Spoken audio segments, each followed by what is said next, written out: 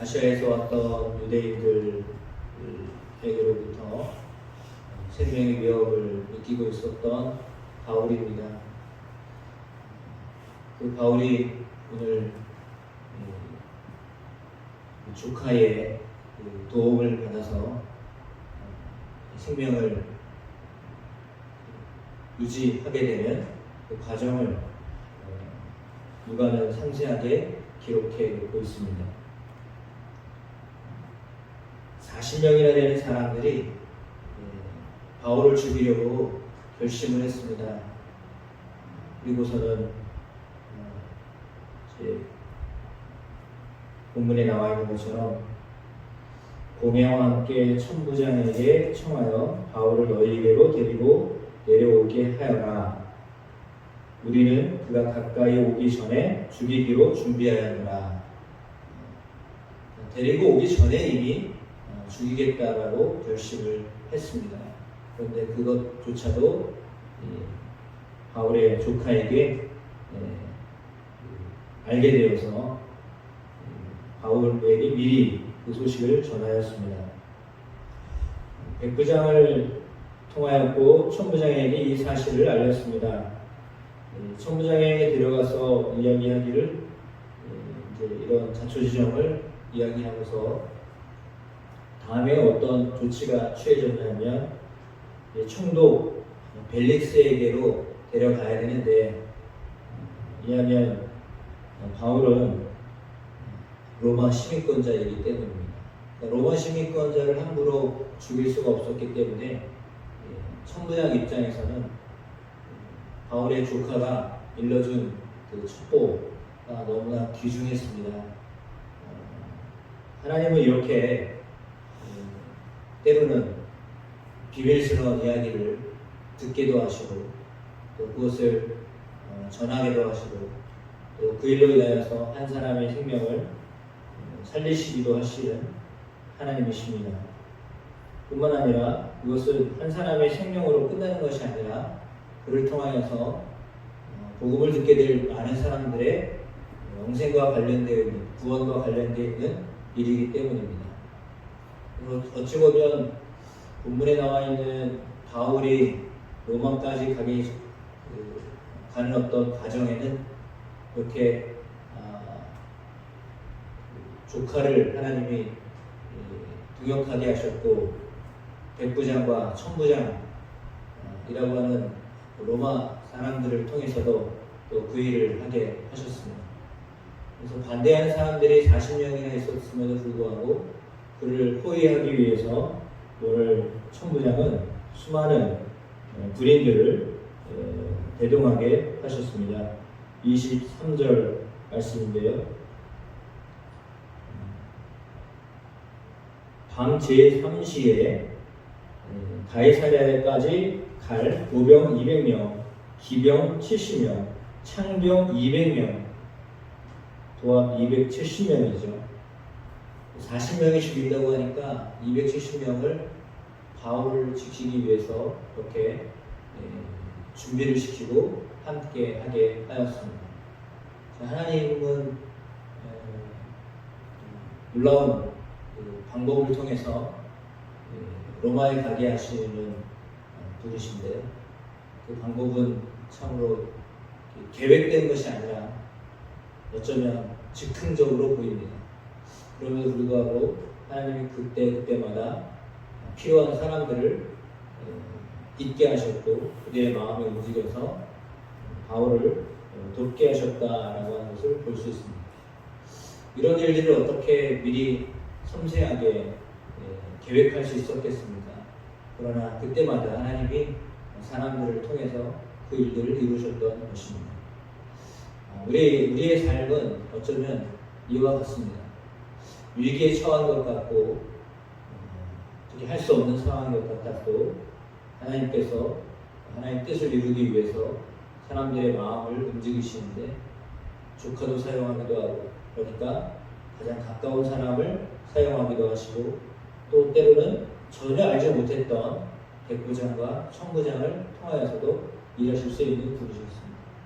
그러니까 주변에 어떤 사람이 있는가 도 중요하지만 당시 그가 어떤 사람들과 함께 같이 있는가라고 하는 것은 그러하여금 한편으로는 굳이 바울을 죽이려고 하는 사람들이 있는가 하면 또 한편으로는 바울을 살려내고자 하는데 이를 감당했던 사람들도 있습니다.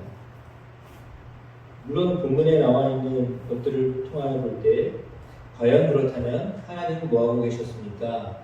이렇게 표면적으로 나와 있는 것을 볼 때 하나님은 뭐 하셨습니까? 이런 질문을 할 수도 있습니다. 바울이 이렇게 예수님의 부활을 전하려고 했는데 하나님은 그동안에 뭐 하고 계셨습니까? 라는 질문을 할 수도 있습니다. 그럼에도 불구하고 하나님은 이미 11절 말씀에 담대해라, 내가 예루살렘에서 나의 일을 증언한 것 같이 로마에서도 증언하여야 하리라. 하나님은 그렇게 직접적으로 바울에게 말씀하셨고 그 과정 가운데서도 말씀은 하지 않으셨지만 사람들의 마음을 움직여서 그 일들이 이루어지도록 도우셨습니다. 그 일은 사실은 그때그때마다 하나님의 마음, 하나님의 계획을 실천하시고자 사람들의 마음을 움직이셨고 그때마다 그들은 그렇게 바울을 위하여서 쓰임받는 사람들이 되었고 그것은 단지 바울을 돕는 것이 아니라 복음을 위해서 쓰임받는 삶을 살게 하셨던 것입니다. 그러니까 직접적으로 복음 전하는 일에 쓰임받았던 사람이 있는 반면에 또한 이렇게 간접적으로 복음 전하는 일을 위하여 쓰임을 받는 사람이 있는데 이 본문 속에서 우리가 깨닫게 되어지는 것은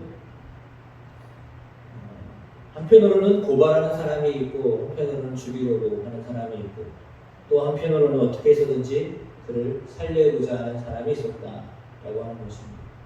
그렇다면 우리는 어느 편에 서야 될 것인가 라고 하는 그런 질문을 던져야 되겠죠. 나와 어떤 이해관계가 있는 사람이냐 아니냐 그것을 떠나서 나는 그를 해하려는 사람인가 아니면 그를 살리려고 하는 사람인가 라고 하는 마음을 가져야 되겠습니다.